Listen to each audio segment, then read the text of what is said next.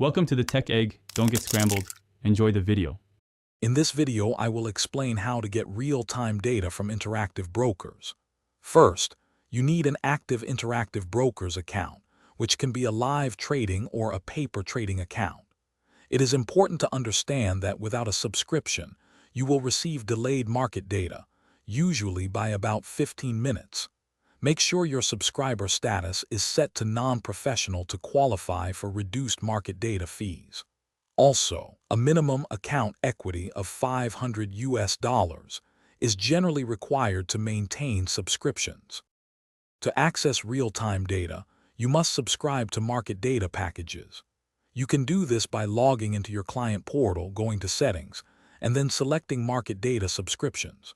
You have options like Snapshot Quotes, which provide static, non-streaming data, or full streaming real-time data. Snapshot quotes for U.S.-listed equities and ETFs are 1 cent per request, with other instruments costing 3 cents. All accounts receive a $1 monthly waiver for these. For comprehensive coverage, consider a bundle like the U.S. Securities Snapshot and Futures Value Bundle, priced at $4.50 per month. For automated trading or custom applications, Interactive Brokers offers robust API solutions. You can use the Trader Workstation API, which supports various programming languages such as Python, Java, C++, and C#. Alternatively, the Client Portal Web API provides a modern REST interface with WebSocket streaming for real-time capabilities. Individual clients typically need a Java-based API gateway to establish a secure brokerage session. Remember that market data lines dictate how much data you can retrieve simultaneously, so monitor your usage to avoid errors.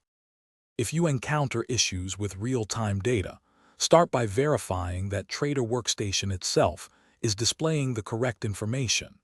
This helps determine if the problem is with the API or the data source. Always monitor for error messages returned by the API and enable advanced logging in your API settings to capture detailed diagnostic files. If using a third-party platform, ensure it is properly integrated and that your subscriptions cover data access through external applications. Also, remember that subscriptions can terminate after 60 days of TWS inactivity, so keep them active. Thanks for watching. Consider subscribing if I helped unscramble your problems.